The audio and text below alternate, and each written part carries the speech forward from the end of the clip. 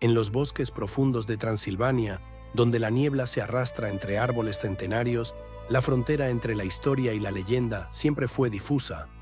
Aquí, en estas tierras salvajes, nació un hombre cuyo nombre aún provoca escalofríos. Vlad III creció rodeado de violencia, traiciones y guerras constantes.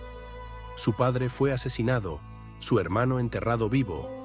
Desde muy joven aprendió una lección brutal, que el poder no se mantenía con palabras, sino con miedo. En una tierra donde los enemigos acechaban en cada frontera, gobernar significaba imponer respeto absoluto, incluso a través del terror más despiadado. Vlad nació alrededor del año 1431 en una región constantemente amenazada por fuerzas externas. Las aldeas de Transilvania, con sus casas de madera y piedra, sus caminos embarrados y sus mercados bulliciosos, eran el escenario de una vida dura y precaria. Transilvania no era un lugar tranquilo, sino un territorio fronterizo donde la supervivencia dependía de la fuerza y la astucia. Los campesinos trabajaban la tierra bajo la sombra constante de la guerra. Desde su infancia, Vlad creció rodeado de violencia, intrigas políticas y una lucha constante por el poder que marcaría profundamente su carácter. El padre de Vlad formaba parte de una organización secreta y poderosa conocida como la Orden del Dragón. Fundada en el año 1408 por el rey Segismundo de Hungría, esta hermandad de caballeros tenía como objetivo sagrado defender la cristiandad frente al imparable avance del Imperio Otomano. Sus miembros portaban con orgullo el símbolo del dragón en sus capas, escudos y medallones, jurando lealtad hasta la muerte. De este símbolo surgiría el apodo Draculea, que significaba hijo del dragón, un nombre que con el tiempo adquiriría un significado mucho más oscuro y siniestro. Siendo aún adolescente, Vlad fue entregado como rehén al Imperio Otomano. En los palacios del sultán, rodeado de lujo y crueldad a partes iguales, el joven príncipe aprendió las reglas de un mundo despiadado. Allí presenció castigos brutales, ejecuciones públicas y un sistema de poder basado en el miedo absoluto. Los otomanos no perdonaban la debilidad ni la traición. Esta experiencia marcaría profundamente su visión del mundo y su forma de entender el gobierno. Para Vlad, el terror no era solo un castigo, sino una herramienta eficaz para gobernar. Una lección que nunca olvidaría. Tras años de cautiverio en tierras otomanas, Vlad regresó finalmente a su tierra natal, decidido a recuperar el trono que consideraba suyo por derecho de sangre. Cruzó las fronteras de Valaquia al frente de un ejército leal, con banderas ondeando al viento y el sonido de miles de caballos resonando en los valles. Pero no volvió como un joven ingenuo. Regresó endurecido por el sufrimiento, con una visión clara y despiadada: eliminar a todos aquellos que habían traicionado a su familia, a todos los que habían conspirado contra su padre y su hermano. La venganza se convirtió en el motor implacable de su reinado. Como príncipe de Valaquia, Vlad gobernó con mano firme desde su austero trono de piedra. En aquella sala oscura, iluminada apenas por el resplandor de las antorchas, tomaba decisiones que cambiarían el destino de miles de personas. Su objetivo era imponer el orden absoluto en una tierra dominada por nobles corruptos y enemigos externos que acechaban en cada frontera. Para lograrlo, instauró un régimen donde el miedo se convirtió en ley suprema, y la desobediencia, por mínima que fuera, tenía consecuencias inimaginables. Nadie osaba cuestionar su autoridad. Nadie se atrevía a desafiarlo. El método de castigo que definiría para siempre su legado fue el empalamiento.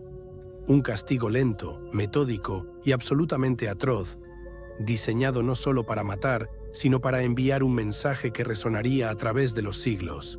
Las estacas se alzaban contra el cielo como un bosque macabro, visibles desde kilómetros de distancia, una advertencia silenciosa para cualquiera que osara desafiar su autoridad. Vlad entendía perfectamente que el espectáculo del terror podía ser más efectivo que cualquier ejército. El miedo, cultivado con precisión, se convertía en su arma más poderosa. Los relatos de la época hablan de auténticos bosques de empalados a las afueras de las ciudades. Miles de estacas se alzaban contra el cielo, visibles desde kilómetros de distancia, como un macabro recordatorio del destino que aguardaba a quienes desafiaran su autoridad. escenas tan impactantes, tan absolutamente aterradoras, que provocaban la retirada inmediata de ejércitos enemigos enteros. Los soldados otomanos, curtidos en 1000 batallas, se detenían paralizados ante aquella visión del infierno. Vlad había convertido el miedo en su arma más poderosa, un arma que no necesitaba espadas ni flechas para destruir a sus enemigos. Tras su muerte, la imagen de Vlad fue amplificada por una intensa campaña de propaganda. En los talleres de impresión de Europa Central, las prensas trabajaban sin descanso, produciendo miles de panfletos que narraban los supuestos horrores cometidos por el príncipe de Valaquia. Grabados en madera, mostraban escenas escalofriantes, diseñadas para provocar el terror en quienes las contemplaban. Panfletos y relatos exageraron sus crímenes hasta límites inimaginables, convirtiéndolo en un monstruo ante los ojos de toda Europa. La verdad histórica comenzó a mezclarse irremediablemente con el mito, creando una leyenda que perduraría durante siglos. Algunas leyendas, nacidas en los oscuros rincones de Europa, afirmaban que Vlad bebía la sangre de sus enemigos. Relatos escalofriantes describían banquetes macabros donde el príncipe de Valaquia celebraba sus victorias de formas inimaginables. Sin embargo, no existen pruebas históricas que confirmen estos relatos. Los historiadores modernos consideran que muchas de estas historias fueron invenciones de sus enemigos políticos, diseñadas para destruir su reputación. Lo que sí es cierto es que estas historias, verdaderas o no, ayudaron a cimentar su imagen como una figura casi sobrenatural, un ser que habitaba en la frontera entre lo humano y lo monstruoso. Siglos después, en la Inglaterra victoriana del siglo XIX, un escritor irlandés llamado Bram Stoker trabajaba incansablemente en su biblioteca, rodeado de libros antiguos y manuscritos polvorientos. Fascinado por las leyendas de Europa del Este, Stoker se inspiró en estas oscuras historias para crear a uno de los personajes más icónicos de la literatura universal, el Conde Drácula.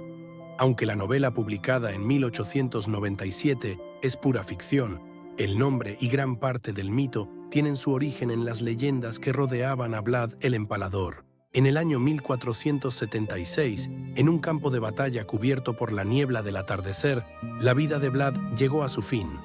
La muerte de Vlad sigue envuelta en misterio hasta el día de hoy. Algunos dicen que cayó heroicamente en batalla, luchando contra los otomanos hasta su último aliento, rodeado de enemigos. Otros afirman que fue traicionado por los suyos, apuñalado por la espalda por aquellos en quienes más confiaba. Su cuerpo nunca fue identificado con certeza y su tumba permanece desconocida hasta nuestros días, alimentando aún más la leyenda que lo convertiría en inmortal para siempre. Hoy, siglos después, los castillos de Valaquia permanecen en ruinas, testigos silenciosos de una época de sangre y fuego. Vlad el Empalador fue producto de su tiempo, un gobernante brutal en una era brutal, donde la supervivencia exigía decisiones imposibles. La pregunta que ha perseguido a historiadores durante generaciones sigue siendo la misma. ¿Fue Vlad un monstruo sediento de sangre o un líder que hizo lo necesario para proteger su tierra y a su pueblo de la aniquilación total? Quizás la respuesta yace en algún lugar entre la historia y la leyenda, esperando ser descubierta. Así concluye nuestro viaje por la oscura historia de Vlad el Empalador, un hombre cuyo nombre ha resonado a través de los siglos, transformándose de príncipe guerrero a leyenda inmortal. La historia está llena de personajes fascinantes como él, esperando ser descubiertos. Si quieres seguir explorando las historias ocultas que se esconden tras los grandes personajes del pasado, los misterios que la historia oficial no cuenta y las leyendas que han dado forma a nuestro mundo, suscríbete a El Hilo de la Historia. Activa la campana de notificaciones para no perderte ningún episodio. Nos vemos en el próximo documental.